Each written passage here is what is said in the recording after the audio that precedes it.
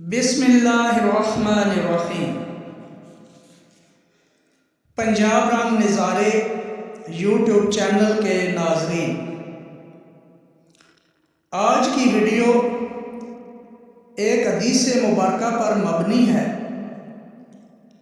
جسے سیدنا ابن عمر رضی اللہ تعالیٰ عنہ نے روایت کیا ہے۔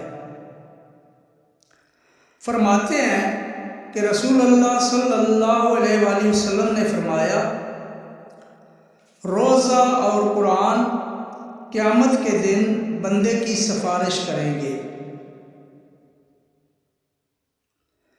روزہ کہے گا کہ اے پروردگار، میں نے دن کے وقت اسے کھانے اور خواہشات کی تکمیل سے روک کے رکھا، اس لیے اس کے متعلق میری سفارش قبول فرما۔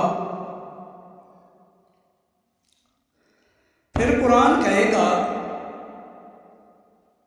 کہ اے پروردگار، میں نے رات کو اسے سونے سے روک کے رکھا، اس لیے اس کے حق میں میری سفارش قبول فرما۔ چنانچہ ان دونوں کی سفارش قبول کر لی جائے گی۔ ویورز، اللہ تبارک و تعالیٰ نے امت محمدیہ پر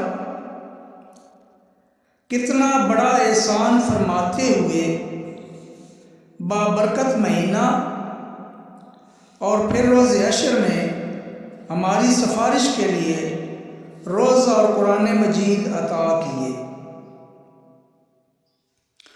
اب یہ ماہ مبارک ہم سے رخصت ہونے والا ہے،